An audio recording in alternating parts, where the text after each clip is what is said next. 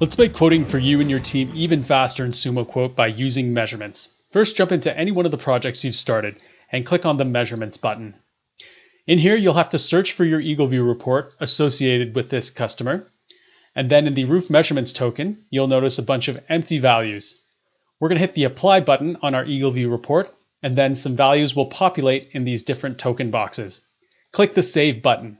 If you don't have EagleView, you can manually enter measurement values in the Roof Measurement Token section and hit Save. Then click on Create New Report. This will pull up a layout, and you'll notice in particular on the Quote Details page, quantities have already been calculated for you based on the measurement numbers provided from your EagleView report. The same thing goes for the Authorization page.